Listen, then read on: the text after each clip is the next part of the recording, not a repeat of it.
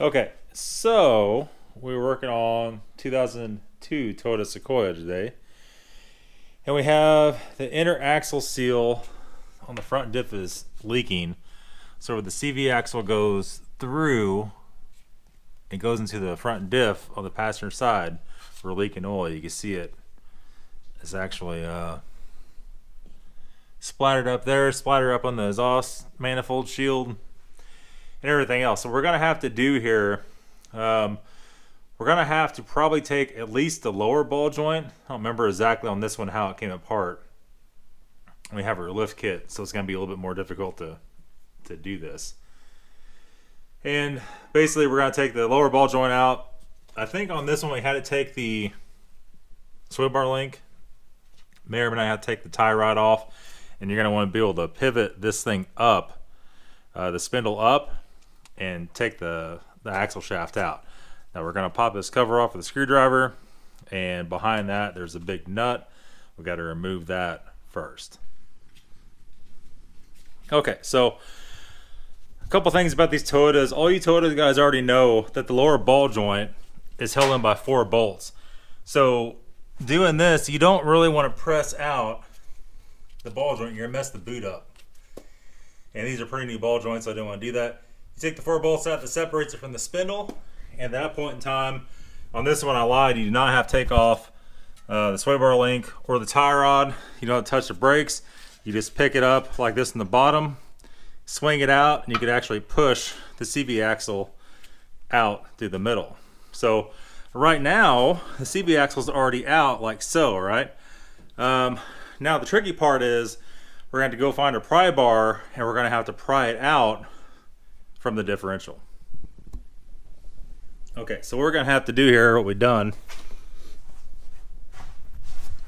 is we're going to get up underneath here. We got to pry the axle out of the diff.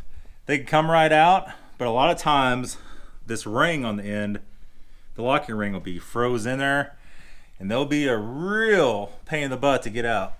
So we just got our big pry bar right here, and basically we just put a block of wood, which is right there, and we got up in there, and we just put it in the gap right against this, and we just pried it out.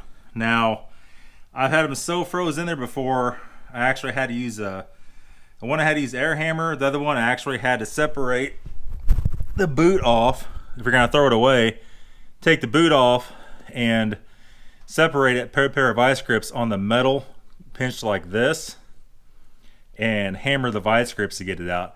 It could be a real ugly situation removing these, but this one actually wasn't too bad. And while you have these out, you're checking for in play, right? So you want to grab this and grab this, and you're going to want to twist it, and you're checking for play in this knuckle or this knuckle. This one has a little bit of play in it.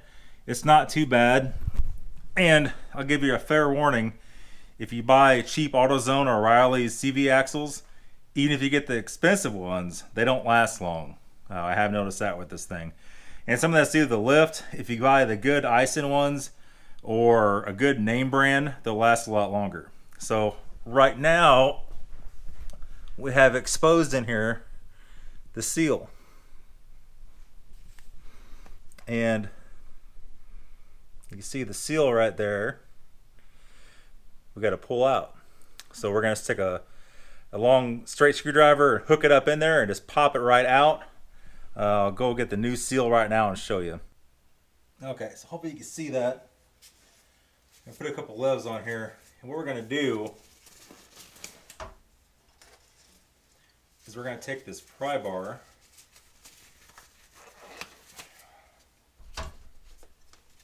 which is right here. We're going to put it up in here, and hopefully this works. It should. And we're going to push that seal right out. I might have to get something a little bigger. Might need something a little bit bigger.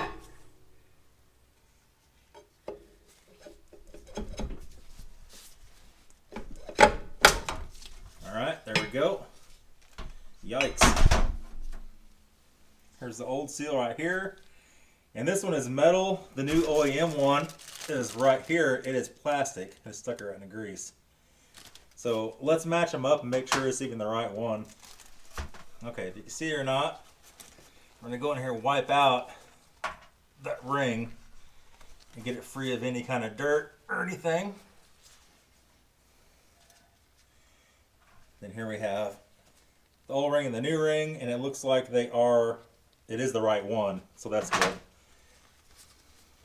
And how we're gonna put this thing in here is we're gonna take our cup from our ball joint kit, and that fits that seal perfectly, just like that.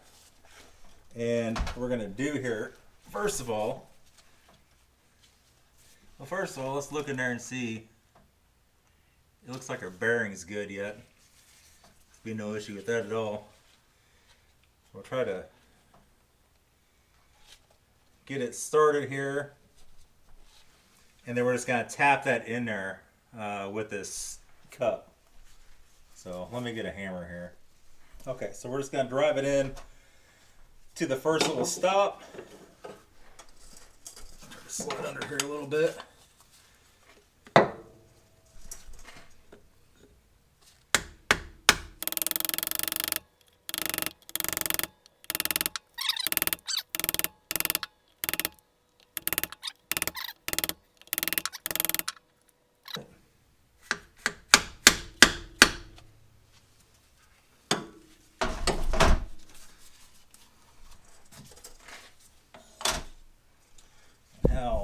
Now, well, one thing, it'll kind of stop, right? The second thing is you kind of see where the old one went. And it looks like it's in slightly from the bottom, but it's actually not if you look at it. That looks like it's actually pretty good.